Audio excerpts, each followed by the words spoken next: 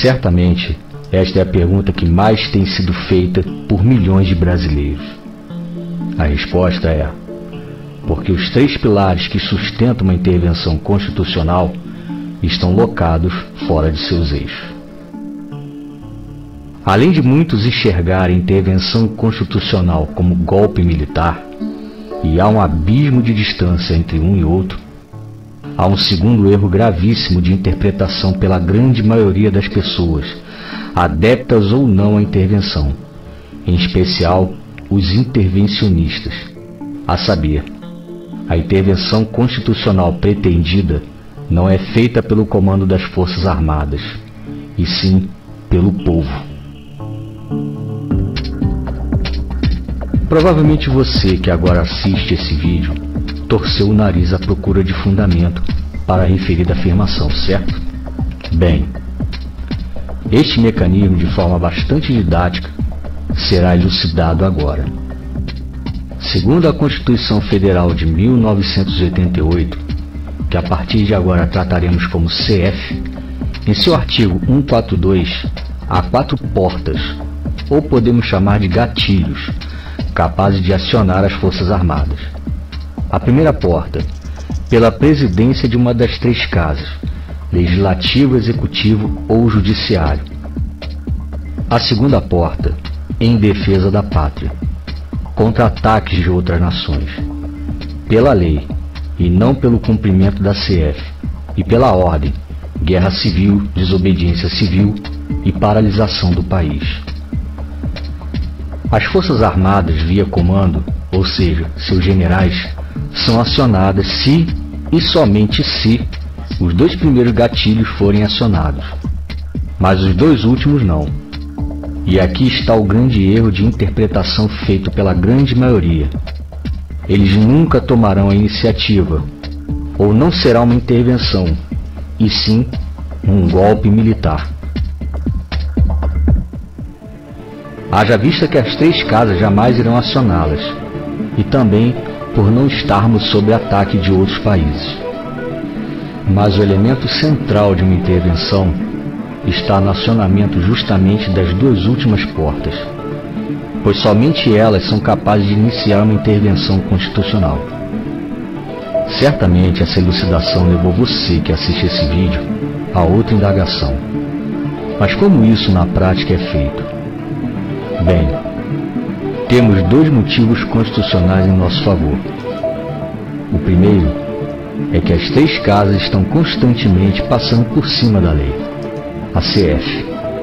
E o segundo, algumas regiões já estão praticamente em guerra civil, e outras já aderiram à desobediência civil, como no caso de Santa Catarina, que 75% da sua população não declararam imposto de renda em 2017.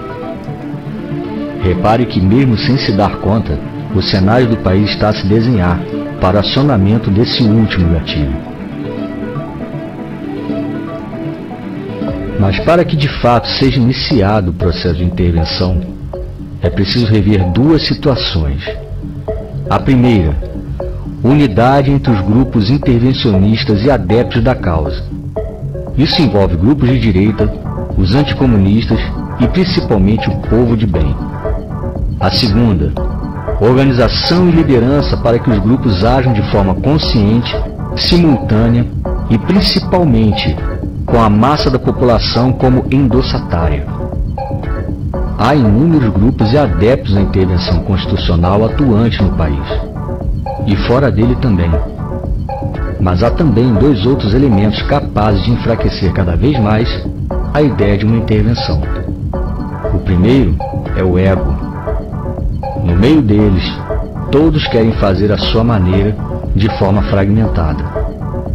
E o segundo é a falta de capitaneamento dos referidos.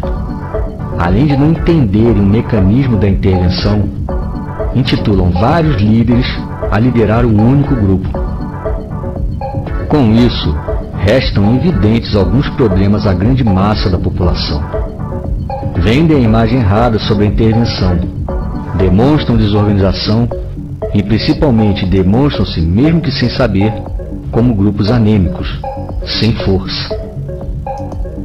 Exemplos clássicos dessa narrativa são pequenos grupos na frente de quartéis, manifestações de forma assíncrona, ideias utópicas de tomar as 3 casas à força, dezenas de grupos virtuais e, principalmente, aqueles que esperam em 2018 que o presidente acione as Forças Armadas.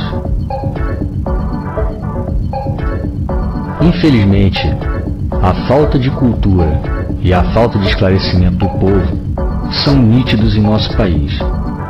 E tudo o que se passou na história do período militar é distorcido, para que assim a história fictícia contada pela esquerda comuna vá de encontro aos seus próprios interesses, a de perpetuar-se à frente do comando do país.